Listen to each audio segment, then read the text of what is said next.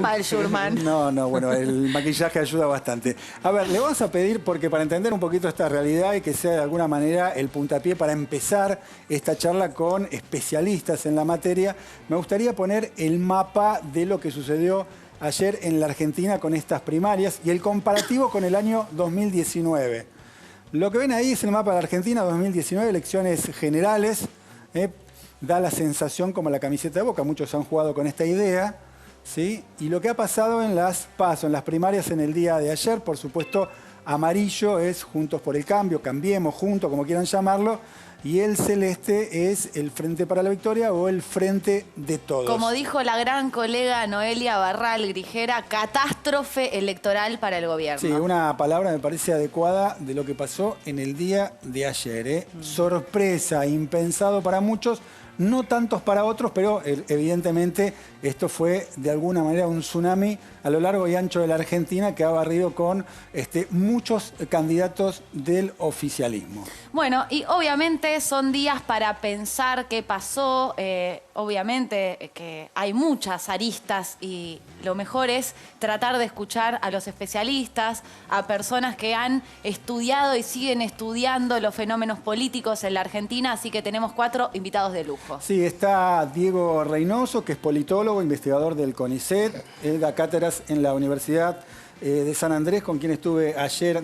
Prácticamente le pasamos toda la noche casi juntos. Que sí, trasnocharon. Y además tengo que decir que Diego Reynoso no se malinterprete. Tiene información, sí. No, se puede interpretar bien. Estuvimos trabajando, Sí. nos vieron en la pantalla. Una gran cobertura acá en el 9 y en IP. Pero además Diego Reynoso hace una encuesta muy buena con la Universidad de San Andrés, donde van midiendo muchas cosas, entre ellas las imágenes de los candidatos. Así que vamos a hablar dentro de un poco Bueno, sobre eso. anoche estaba como loco, ¿no? Con la virome, el celular, viendo las planillas. Bueno, un poquito para hablar de la realidad, porque muchos nos comimos el amague de lo que fue el inicio, ¿no? de este conteo, con una sensación del triunfo, sobre todo en provincia de Buenos Aires, del Frente de Todos, que con el correr de las horas nos fuimos dando cuenta, a partir de los datos oficiales, ya no boca de urna, que era exactamente al revés de lo que nos habían vendido. Bueno, está Ana Natalucci, también le damos la bienvenida, que nos va a acompañar en el análisis de lo que pasó en el día de ayer. Y vía Zoom tenemos a Mario Riorda. Bueno, Ana la tengo que presentar también, investigadora del Citra CONICET UMED, investigadora adjunta del CONICET. A Mario Riorda, que le damos también la bienvenida, académico, docente, politólogo e investigador argentino. Y a Celeste Rato, que es politóloga e investigadora del CONICET. Muchas gracias a todos. Y los más capos están acá, Están todos. Están todos y encima somos mayoría de mujeres. Bueno, voy a arrancar con una mujer. Voy a arrancar con Ana. ¿Por qué pasó lo que pasó en las PASO, ya que estamos hablando? Tres veces tres. ¿Por qué pasó lo que pasó en las PASO? Podés contestar paso. Paso, claro.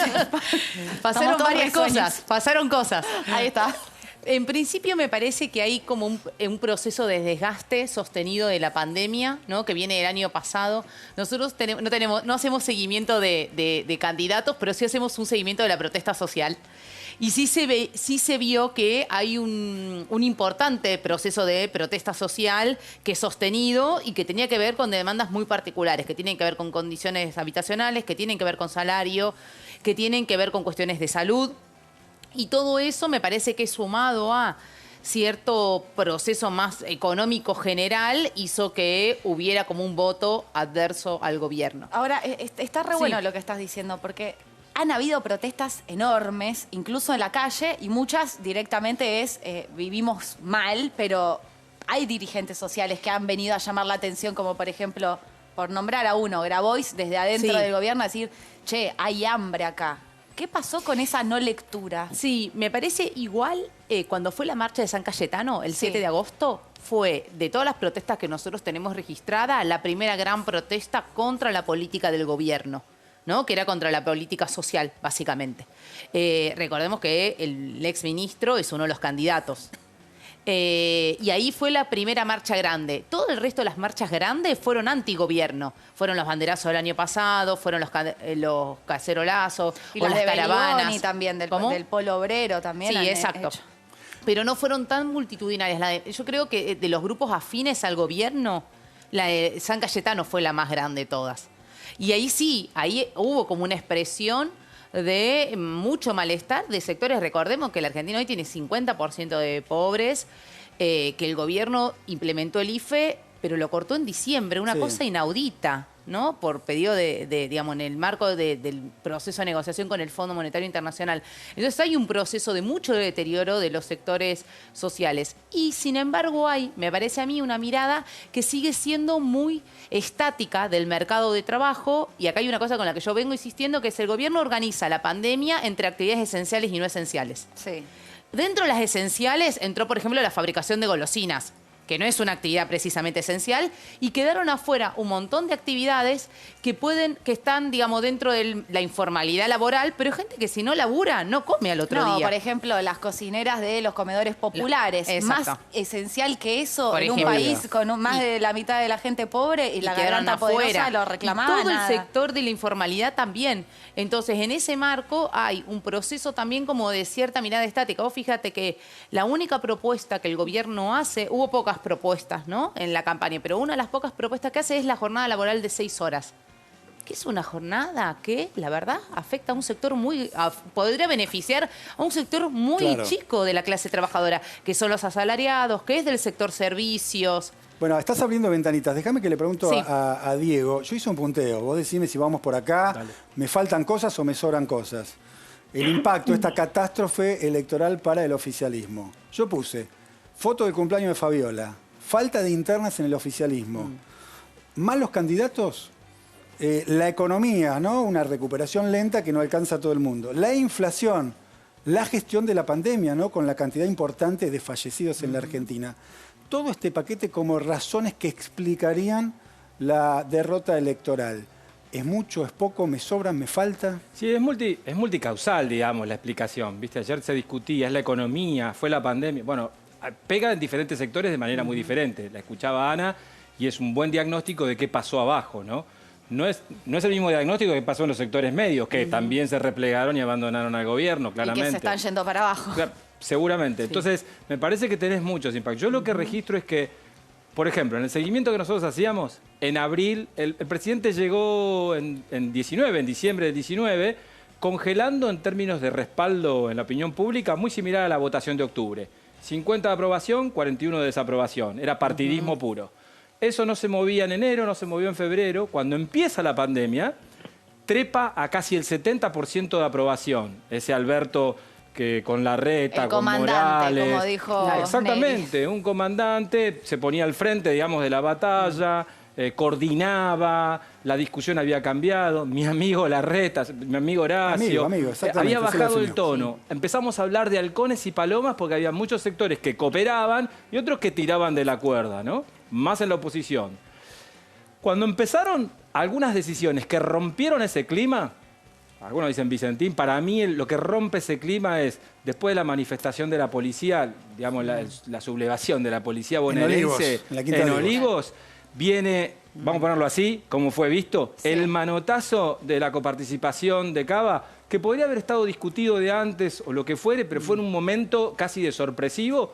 Sí, porque además había opositores detrás de Alberto mientras lo anunciaba. Ahí se rompió un clima, se rompió cierta confianza. Y empezaron a caída. Todos los días, todos los meses eran 5 puntos, 5 puntos. Con lo de la quita de los fondos de la coparticipación. Después vino Vicentín, el cambio de agenda, disputar la agenda de la pandemia, justicia. Bueno, vinieron muchos temas, microtemas, ¿entiendes? Microdecisiones. Pero ese fue el principio de la caída. Y empieza la erosión. En diciembre había llegado al 26% y se amesetó ese 26% de aprobación hasta ahora.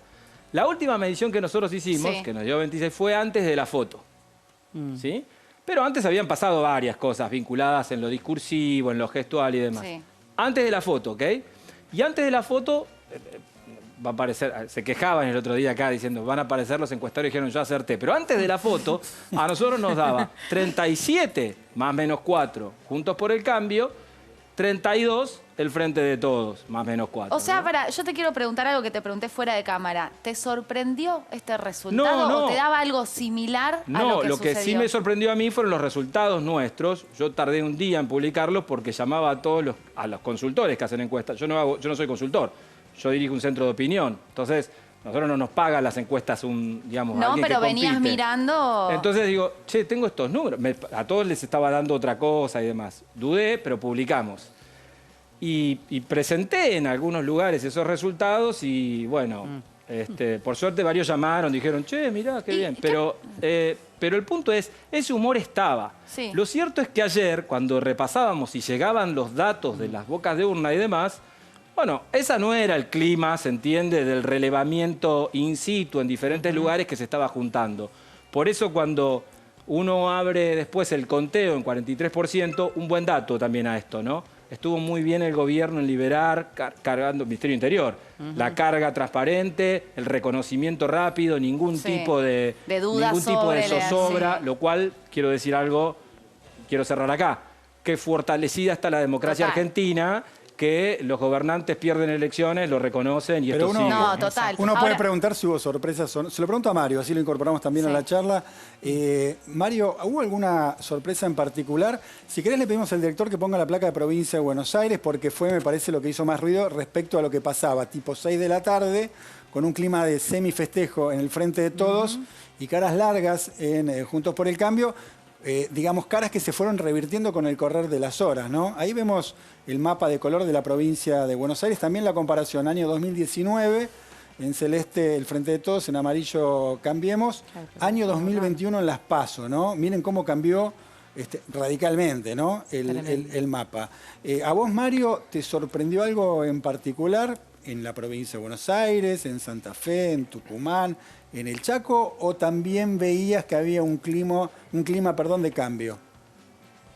Yo creo que lo primero que hay que considerar es que en general la cobertura mediática y por lo tanto analítica de la campaña estuvo demasiado centrada en Buenos Aires. Esto pasa, pero además esta vez quizás pasó más porque la concentración, incluso en la definición estratégica del propio oficialismo nacional, es decir, el gobierno, hizo que esto sucediese como un modo de compensar de alguna manera esta asimetría de votos, siempre en contra evidentemente, que le genera a Córdoba en primer lugar y en segundo lugar Mendoza del Santa Fe y también obviamente la Ciudad Autónoma de Buenos Aires. Por lo tanto, creo que la mirada en parte, si nos circunscribimos solamente a Buenos Aires, si bien las encuestas, había encuestas que daban ganador al oficialismo, había encuestas que daban alto nivel de polaridad y había encuestas que le daban ganadora a la oposición, pareciera ser que el resultado, las diferencias iban a ser más o menos discretas, como en parte terminaron siendo. Quizás la gran sorpresa, y precisamente por este foco muy centrado en Buenos Aires, es que se dejó de mirar el resto del país, donde Diego recién lo planteaba con mucha contundencia, pero podría reafirmarlo también en función de muchísimos resultados de colegas.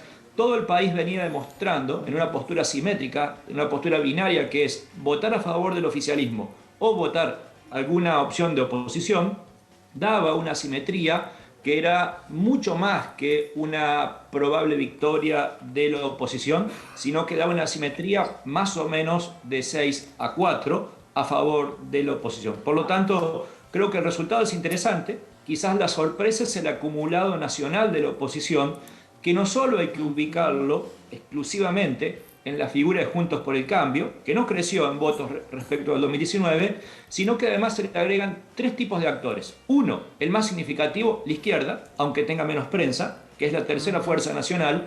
Dos, las derechas libertarias, que sería la cuarta fuerza nacional, y el peso de los oficialismos provinciales, como por caso Río Negro o Neuquén, que se han consolidado y que han revitalizado, particularmente en función de otras situaciones históricas donde han quedado totalmente subsumidos o cooptados por la grieta nacional.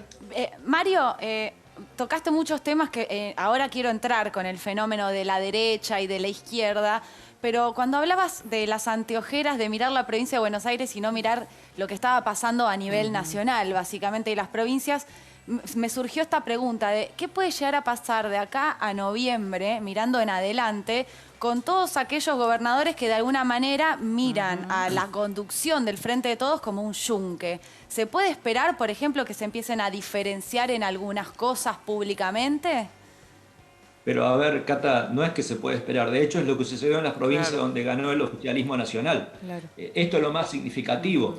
Creo que se profundice, digamos, o sea, que se profundice. Sí, no es que existe una diferencia política de salir a desconocer al gobierno nacional, sino básicamente una diferencia política de salir a provincializar la elección y por lo tanto cerrarse o tener, si se quiere, una estrategia un tanto mucho más endogámica. Ahora, también seguramente implicará calibrar nacionalmente, y cuando digo nacionalmente, con eje en Buenos Aires y en Casa Rosada, lo que suceda como estrategia nacional.